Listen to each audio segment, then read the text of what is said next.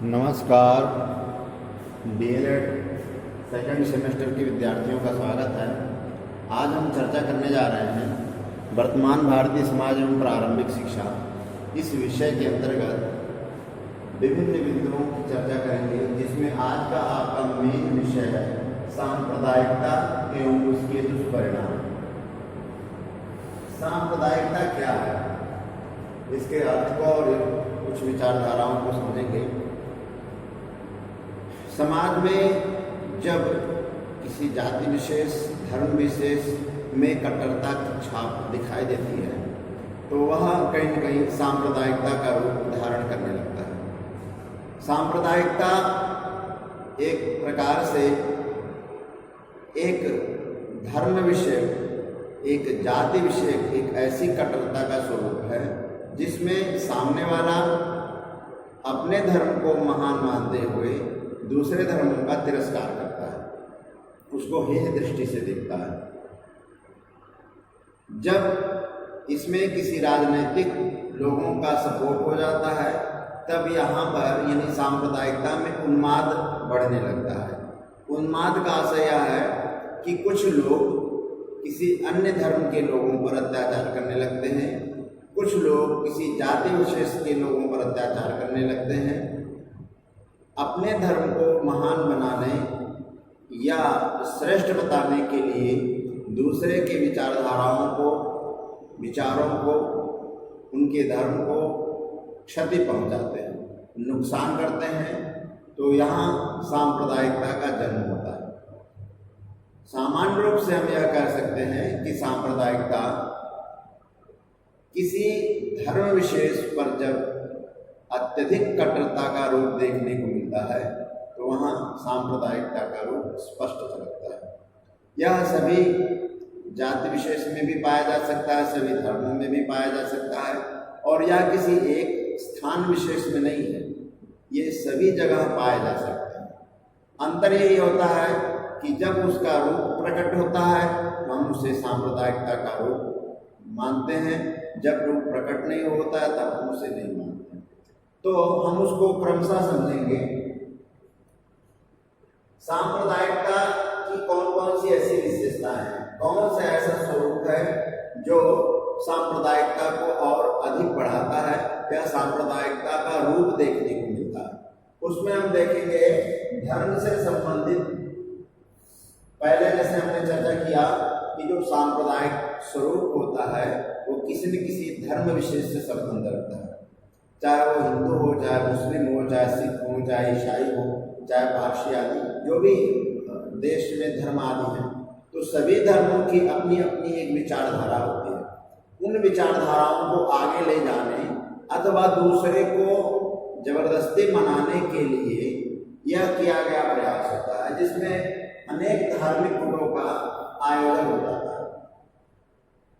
यह धार्मिक जो गुट होता है, यह अपने वर्चस्व को बनाए रखने, अपने वर्चस्व को बनाए रखने और सामने वाले के धर्म पर, धर्म के प्रति अपने स्वरूप को दिखाने का प्रयत्न करता है। इसमें स्थानीय लोगों का भी सपोर्ट होता है, राष्ट्रीय मंचों का भी सपोर्ट होता है, अंतर्राष्ट्रीय मंचों का भी सपोर्ट होता है। तो यहाँ पर धार्मिक गुट का निर्माण होता है, जिसके कारण सांप्रदायिकता की भावनाएं समाज में व्याप्त हो जाती है।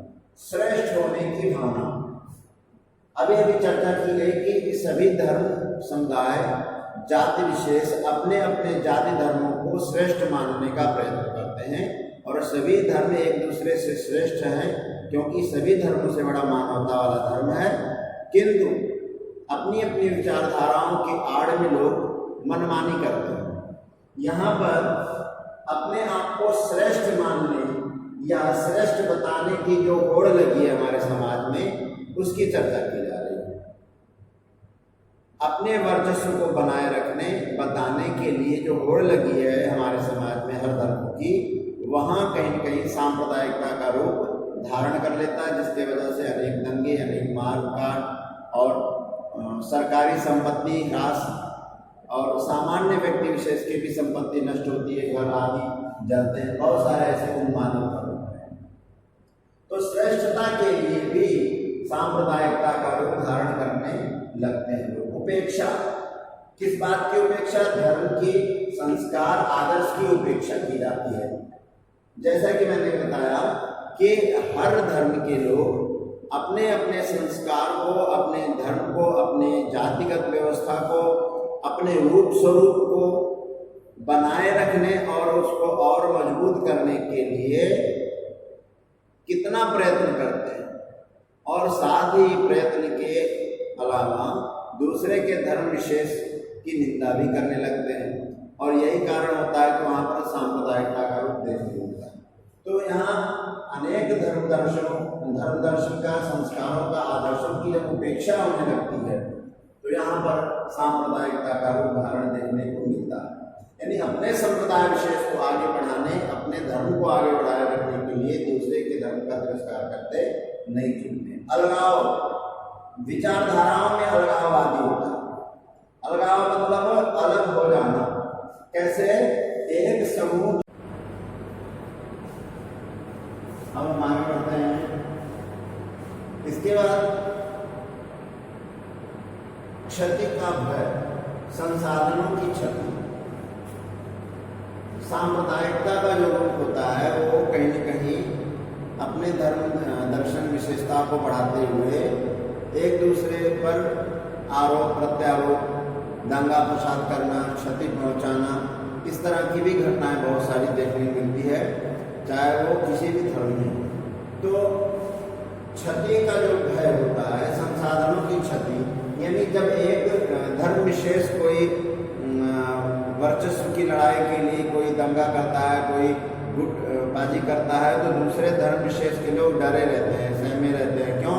क्योंकि उनको ये लगता है कि कुछ गलत हो जाएगा। तो सांप्रदायिकता में यह भी होता है कि कुछ लोग अपने धर्म को बचाए रखने के लिए अनेक प्रयत्न करते हैं और अनेक साधनों को इकट्ठा रखते हैं कि हम अपने धर्म की रक्षा करेंगे। तो कभी कभी अपने अपने धर्मों की रक्षा और सांप्रदायिकता का जो भाव है इस प्रकार बढ़ जाता है कि वहाँ पर द्वंद्व की स्थिति उत्पन्न हो जाती है। तिरस्कार एवं घृणा की भावना, जैसा कि पूर्व में चर्चा की गई कि आपस में एक दूसरे की विचारधाराएं इतनी अलग होने लगती हैं, इतने समूहों का निर्माण होता है और समूहों में, मंचों में एक दूसरे के विरोध में इतनी सारी बातें बताई जाती हैं, बोली जाती हैं। तो क्या होता है कि जो विचारधारा उनके विरुद्ध नहीं था, अब जो चीज़ें सुनी जाती हैं, समझी जाती हैं, उसके हिसाब से अब वो विचारधाराओं का निर्माण होने लगता है। जिस व्यक्ति को दूसरे धर्म के विषय प्रति या जाति के प्रति घृणा नहीं था, अब किसी न किसी मंच के द्वारा जब सुना जाता है, जाना जाता है, तो उनके अंदर भी इस प्रकार के दूसरे जाति, धर्म और संस्कारों के प्रति घृणा उत्पन्न होने लगती है। तो कहीं न कहीं मंच के द्वारा भी यहाँ तिरस्कार और घृणा की भावना भी उत्पन्न करने का प्रयत्न किया जाता है। अनुकूलन का अभाव, जब यह स्थिति आने लगती है तो जो व्यक्ति आज समूह में बैठा रहा है, जो व्यक्ति एक दूसरे की भाईचारा का निर्माण करता है, एक दूसरे का सहयोग कर रहा होता है, अब उसके अंदर कहीं न कहीं प्रश्न चिन्ह बनने लगता है। क्यों? क्योंकि दूसरे के द्वारा, किसी जाति विशेष के द्वारा, किसी धर्म विशेष के द्वारा जब कोई चीज़ें बताई जाती हैं, दूसरे के प्रति आरोप प्रत्यारोप लगाए जाते हैं, तब उनके जो साथ में बैठते हैं, जो साथ में रहते हैं, एक दूसरे का सहयोग करते हैं, उनके प्रति संकीर्ण भावना उत्पन्न होने लगती है।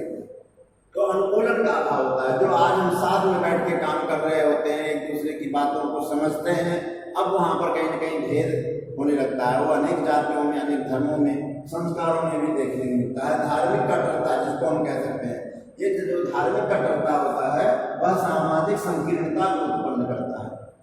जैसे किसी के कोई सामाजिक आयोजन होता है, तब वो कुछ लोगों की विचारधारा कि भाई ये तो यहाँ नहीं जाने वाला, ये दूसरे धर्म के लोगों का, ये हमारे धर्म के लोगों का, हम यहाँ जाएंगे, इसके वाले में नहीं जाएंगे। तो जो आपसी भाईचारा है वो कहीं न कहीं विरोधाभासी होने लगता है। और जब कोई ऐसी स्थिति उत्पन्न होती है, किसी द्वंद्व की स्थिति उत्पन्न होती है, तब एक दूसरे को मारने काटने आदि के रूप में तुरंत तत्पर हो जाते हैं। तो सामाजिक संकीर्णता का रूप देखने मिलता है धार्मिक कट्टरता के कारण। अब इसके कुछ कारण हैं जो इस प्रकार हैं, यानी सांप्रदायिकता के जो कारण है वह इस प्रकार है। फूट डालो राज्य करो की नीति।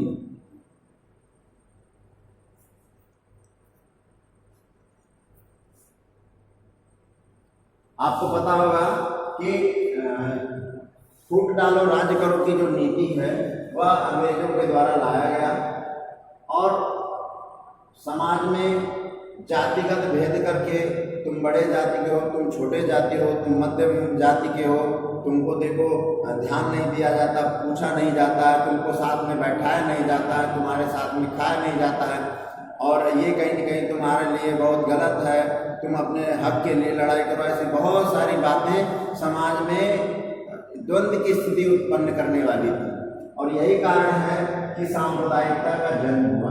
चाहे वह जाति जाति का भेद रहा हो, चाहे धर्म का भेद रहा हो, चाहे संस्कारों का या रहन सहन का, खान पान आदि का भेद रहा हो, अनेक प्रकार से जो वेशभूषा का भेद रहा है।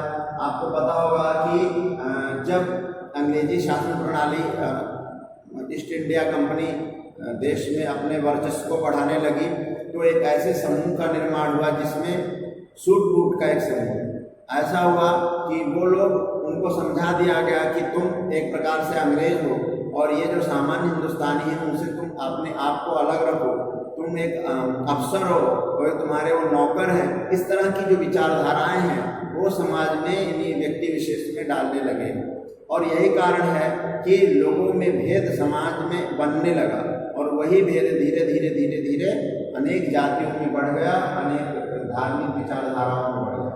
तो फूट डालो राज्य करो की जो नीति अंग्रेजों के द्वारा लाई गई या कुछ और भी विचारधाराएं जो समाज में इस तरह से भेद उत्पन्न करने वाली हैं वह भी सांप्रदायिकता के कारण होता है। मानसिक संकीर्णता, मनोविश्लेषणात्मक विचारधारा का उदय। यहाँ पर मानसिक संकीर्णता ये होती है कि अज्ञानतावश समझ का अभाव होने से भी या कहीं न कहीं सांप्रदायिकता का रूप धारण करने को मिलता है। जैसे कुछ लोग नहीं जान रहे हैं कि हमारे समाज में क्या चल रहा है, किस प्रकार से विकास हो रहा है, किस प्रकार से सारे लोग सुविधा प्राप्त कर रहे हैं, लेकिन जब मंच में आकर के एक धर्म विशेष के लोग, किसी जाति विशेष के लोग कह रहे हैं कि नहीं हमारे जाति को सुविधाएं नहीं दी जा रही, विकास की बात नहीं की जा रही, हमको लड़ाई करना चाहिए, हमको मांग करना चाहिए, इस प्रकार से जब बातें होती हैं तो जो संसाधन, जो सरकारी संपत्ति होती है, जो सामान्य व्यक्ति की संपत्ति वो नष्ट होने लगती है। तो किसी व्यक्ति विशेष के द्वारा उलाहना के माध्यम से, चढ़ाने के माध्यम से या किसी के माध्यम से उन्हें अपनी विचारधाराओं में जोड़ लिया जाता है और उन्हें जो कहा जाता है वो वही करने लगते हैं। तो यहाँ कहीं कहीं मानसिक संकीर्णता का रूप देखने को मिलता है, यानी ऐसी विचारधारा जो समाज विरोधी है, विकास विरोधी होती है। जाति व्यवस्था की स्थिति में जब जाति व्यवस्था का समाज लोग समझने लगे और अपने अपने जाति धर्मों को लोग आगे बढ़ाने का प्रयत्न करने लगे तो फिर क्या हुआ कि अपने जाति के लोगों को चुनाव करने लगे। तो इसमें भाईचारा, सामूहिक एकता, बंधुता जो हमारे समाज की एकता का प्रतिरूप रहा करता था वह कहीं न कहीं विघटित होने लगा। तो जाति व्यवस्था में अपने अपने जाति के लोगों को लेने लगे। एक दृष्टि से समाज के जातिगत विकास के लिए तो ठीक था कि आप अपने अपने लोगों को चुन रहे हैं, लेकिन वे बहुत सारे लोग छूट जाते हैं जो किसी संसाधनों से वंचित हैं। तो अपने जाति की व्यवस्था में जो भी नौकरियां हैं या जो भी संसाधन हैं, जैसे सत्ताधारी पक्ष अपने अपने जाति विशेष को यदि सुविधाएं दे दे तो अन्य जाति, बहुत सारे हमारे देश में जातियां हैं, हमारे प्रदेश में जातियां हैं, वो जातियां वंचित रह जाएंगी। तो बहुत सारे ऐसे जाति व्यवस्था में जाति विशेष की सुविधा देने से बहुत सारे ऐसी जातियां जो रह जाती हैं उनके अंदर भी संकीर्ण भावना उत्पन्न होती है और सांप्रदायिकता का उदय होने लगता है। सांप्रदायिक संगठन, ऐसे बहुत सारे संगठन हैं जो अपने अपने धर्म को बचाए रखने के लिए या धर्म के वर्चस्व को बढ़ाने के लिए अथवा अपनी नीति को विस्तारित करने के लिए संगठनों का निर्माण किया जाता है। बहुत सारे उदारवादी संगठन हैं, बहुत सारे ऐसे सारे संगठन अपने हिसाब से उदारवादी होते हैं, लेकिन उसमें कहीं न कहीं जब किसी धर्म विशेष की आड़ में जब कोई गलत कार्य होने लगता है तो दूसरे समाज के लोग उसी को ही गलत मानते हैं क्योंकि वह गलत होने लगता है। तो संगठन का जो निर्माण होता है उसका उद्देश्य तो अच्छा होता है, लेकिन उसके आड़ में गलत कार्य भी होने लगता है हमारे समाज में, तो वहां पर सांप्रदायिकता का एक कारण बनने लगता है उदय होता, असामाजिक तत्वों का उदय।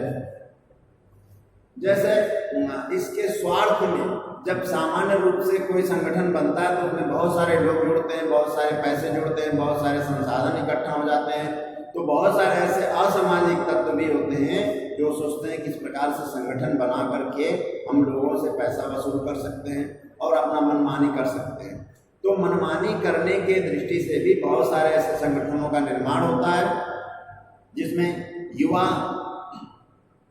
न चाहते हुए भी उसमें जुड़ जाते हैं और असामाजिक तत्व अपने हिसाब से उन्हें परिभ्रमित कर देते हैं, समाज असामाजिक तत्वों के साथ जोड़ देते हैं, तो असामाजिक तत्व भी सांप्रदायिकता के कारण बनते हैं। इसके बहुत सारे दुष्परिणाम हैं, ये सारे दुष्परिणाम तो हैं, कुछ और चर्चा हो जाए, जिसमें राष्ट्रीय एकता में बाधक या राष्ट्रीय एकता अंतर्राष्ट्रीय एकता दोनों एकताओं में बाधक का काम करते हैं, क्योंकि जब हमारे देश का जो कोई स्वरूप की चर्चा होती है, जब हमारे देश में एकता की चर्चा होती है, तो ये जो विघटनकारी तत्व होते हैं, असामाजिक तत्व के लोग होते हैं, वो कहीं न कहीं राष्ट्रीय एकता के में बाधक का काम करते हैं। तो ये जो राष्ट्रीय एकता में बाधक का काम सांप्रदायिकता के कारण भी होता है और इसका यह दुष्परिणाम है तनाव एवं संघर्ष। तनाव संघर्ष की स्थिति उत्पन्न होती है, एक जाति दूसरे जाति समूह के लोगों को, एक धर्म दूसरे धर्म समूह के लोगों को देखना नहीं चाहते हैं, बहुत सारे द्वंद्व की स्थिति उत्पन्न हो जाती है और मारपीट हो जाता है, घर जला दिए जाते हैं, ऐसे बहुत सारी घटनाएं जैसा कि आप लोग देखते भी होंगे, जान भी रहे होंगे। तो तनाव और संघर्ष की स्थिति उत्पन्न होती है, असुरक्षा की भावना उत्पन्न होने लगती है, जो कमजोर वर्ग होते हैं, जो कमजोर जातियां होती हैं या कमजोर लोग होते हैं, वो उनके अंदर असुरक्षा की भावना होती है, क्योंकि भीड़ का कोई रूप नहीं होता। इस प्रकार से समाज में एक ऐसी भावना का उदय हो जाता है जिसमें लोग भूल जाते हैं कि जिनके साथ हम रह रहे हैं उन्हीं का हानि कर रहे हैं। तो सांप्रदायिकता के रूप में असुरक्षा की भावना समाज में देखने को मिलती है, भीषण नरसंहार होता है, जैसा कि पहले चर्चा की गई, जब कोई दंगा फसाद आदि होते हैं तो उसमें बहुत सारे धन का और जन का हानि होता है, आर्थिक विकास में बाधक का कार्य करता है। जब ऐसी स्थिति उत्पन्न होती है तो संसाधनों का नाश होता है, जिसमें संपत्ति का नाश होता है। अब हम कुछ आगे दृष्टिकोण अपनाया जाए, सांप्रदायिक संगठनों पर प्रतिबंध लगाया जाए, ऐसे संगठन जो असामाजिक हों उन पर प्रतिबंध लगाया जाए, यह एक अच्छा उपाय हो सकता है। मानवतावादी धर्म दर्शन का प्रचार प्रसार किया जाए और नैतिक शिक्षा का प्रचार प्रसार किया जाए, जिससे जो आपसी एकता की भावना है उसका उदय हो।